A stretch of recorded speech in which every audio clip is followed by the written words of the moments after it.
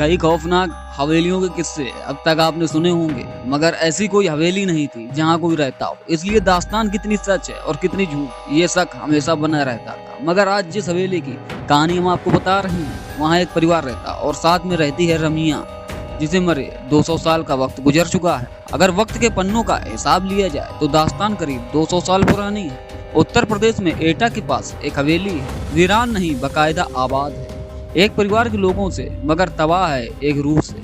जी हाँ, इस हवेली में जिंदगी और मौत साथ साथ रहते हैं। अगर हादसों के मद्देनजर फैसला लिया जाए तो यहाँ मौत जिंदगी पर बहुत भारी पड़ी है। एक रमिया अब तक कई लोगों की जान ले चुकी है। वो रमिया एक तवायफ थी जिसका कभी जलवा हुआ करता था, मगर दो भाइयों ने उस पर अपना दावा ठोक। नाच देखने के दौरान झगड़ा हुआ, फिर झगड़ा शुरू हुआ और फिर इस झगड़े में जो हुआ उसकी निशानी थी एक मौत।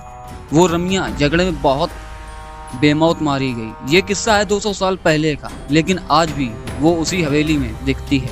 नाच गाने घुंघरुओं की आवाज के साथ हवेली में लोग रहते हैं, मगर खौफ के बीच कई असमय मौतें हो चुकी हैं। कहानी की शुरुआत होती है एक दिन से। उस दिन सूरज को आखिरी सलाम पेश कर रहा था। शाम घेर आई थी कि तभी एटा के चमकारी गांव की इस हवेली से अचानक एक चीख गूंजती है। आवाज किसी लड़की की है, कहती है, मुझे हवेली से मत निकालो, ये मेरा घर है, वरना मैं तुम सबको बर्बाद कर दूंगी। कोई कुछ समझे इससे पहले एक और चीख गूंजती है, मगर इस बार चीख में मौत की तकलीफ भी घुली हुई थी।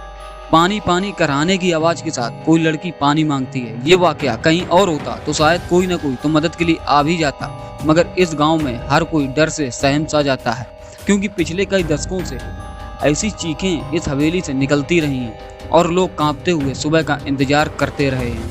इस हवेली के मालिक सत्येंद्र तोमर कहते हैं कि यहाँ पहले सब ठीक था, लेकिन धीरे धीरे ये दिक्कत बढ़ती ही गई। यहाँ घुंघरुओं की आवाज़ सुनाई देती थी, नाचने की आवाज़ें, इस तरह प्रॉब्लम क्रिएट होती रही। तांत्रिकों को भी बुलाया गया।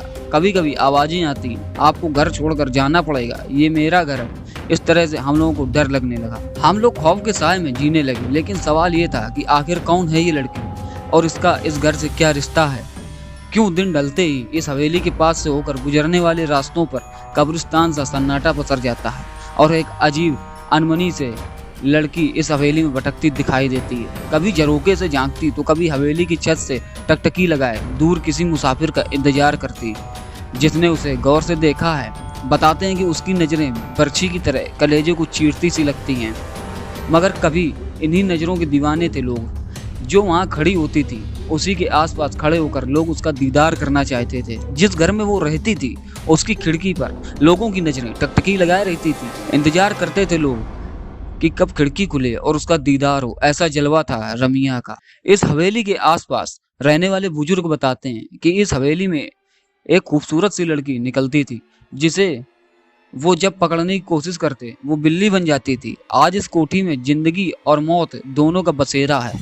दूसरी हवेलियों की तरह ये खाली नहीं है। यहाँ गुजरे दौर की तवायफ रमिया की रूह भी रहती है और इस कोठी के मालिकान भी, मगर मौत के साए में लगातार सांस लेती इन जिंदगियों पर क्या गुजरती है, ये बताने के लिए काफ़ी है कई लोगों की मौत होना, क्योंकि इस हवेली ने अब तक कई अपनों को खो दिया है। हद तो ये है कि इस हवेली के बच्चे भी शैतानी करने या चहकने से पहले सोचने लगते हैं। इस हवेली में आज जितनी भी जिंदगियां बाकी बची हैं, उनके चेहरों पर जिंदगी का कोई नामो निशान नजर नहीं आता।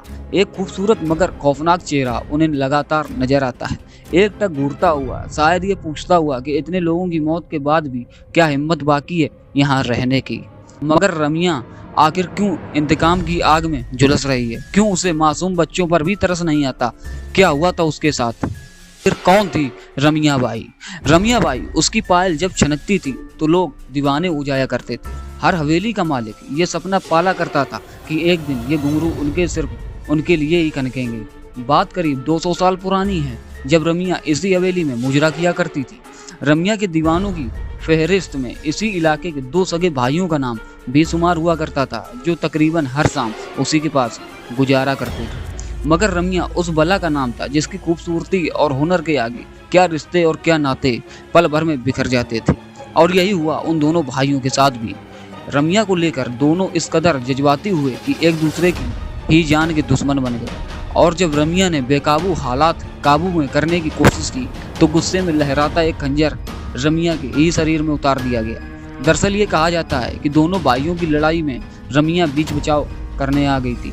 वो चाहती थी कि दोनों में खून खराबा ना हो, लेकिन हुआ इसके ठीक उल्टा। खून तो हुआ, लेकिन उन दो भाइयों में से नहीं बल्कि रमिया का, जिसका कोई कसूर नहीं था। अगर कोई कसूर था तो वो उसकी खूबसूरती का, कसूर था तो उसकी दीवानगी का, और कसूर था मचकती कमर और बल खाती चाल का, जिस पर वहाँ से 7 कोस दूर तक वाले भी खींचे चले जाते थे। लेकिन आज उसी खूबसूरती पर दो भाई ऐसे टूटे कि आपस में ही भिड़ गए और खंजर रमिया के सीने में घुस गया। वो खंजर बहुत गहरा जख्म छोड़ गया था। जिंदगी की सांसें उसकी टूटी हुई पायल के घुंघरुओं की तरह बिखरती जा रही थी। मौत दस्तक दे चुकी थी और फिर रमिया के साथ ही नाच गाना, मस्ती ठिठोली, सब कुछ खत्म हो गया था उसकी मौत के साथ ही। और ये मौत इस हवेली पर बहुत भारी पड़ी।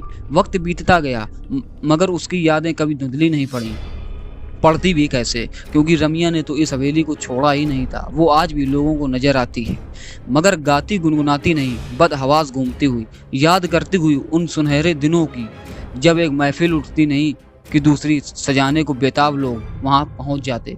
फर्क सिर्फ इतना है कि 200 साल पहले इस ड्योढ़ी से निकला हर कदम मस्ती से झूमता हुआ निकलता था, मगर आज यहाँ से लाशें निकलती हैं। इस बारे में हवेली के मालिक सत्येंद्र तोमर बताते हैं कि मेरी माँ को एक दिन साया दिखाई दिया था, इसके बाद उनकी मौत हो गई थी। इस तरह रमिया का प्रकोप हमारी हवेली पर हमेशा खौफनाक साए की तरह पड़ता गया है। एक एक कर मेरे 3 बच्चे, फिर मेरी पत्नी की भी जान जा चुकी है। हालांकि अब इस हवेली को बचाने की जिम्मेदारी सत्येंद्र पर ही है। वो एक पढ़े लिखे इंसान है और इससे पहले वो भूत प्रेत जैसी बातों को मानते भी नहीं थे, मगर आज जब वो अपने परिवार पर नज़र दौड़ाते हैं तो हर रिश्ता अधूरा नजर आता है। वो जिंदा है मगर पत्नी नहीं रही, कोई बच्चा जिंदा है तो माँ मर चुकी है, भाभी है मगर भाई जान गंवा चुका है। कहते हैं कि तोमर परिवार से पहले इस हवेली में गुप्ता परिवार रहा करता था। लगातार हुई मौतों ने गुप्ता परिवार को इतना तोड़ दिया कि उन्होंने कौड़ियों के दाम ये हवेली बेच दी।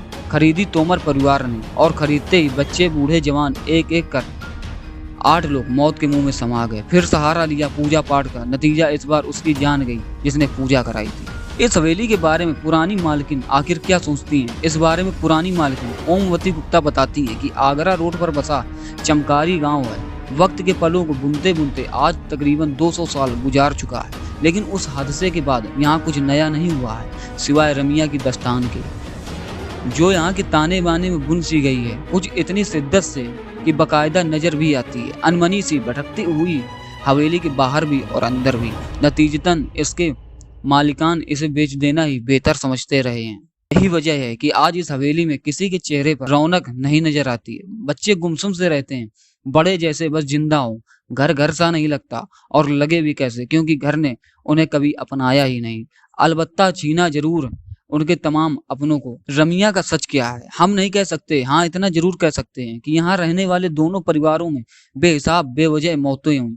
और अगर ये सब कुछ इत्तेफाक है तो यकीनन बहुत खौफनाक इत्तेफाक है, शायद रमिया के खौफ से कहीं ज्यादा खौफनाक।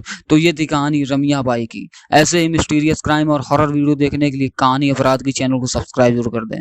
मिलते हैं नेक्स्ट वीडियो में ऐसे ही क्राइम मिस्टीरियस हॉरर वीडियो लेकर। तब तक के लिए आप सबका धन्यवाद।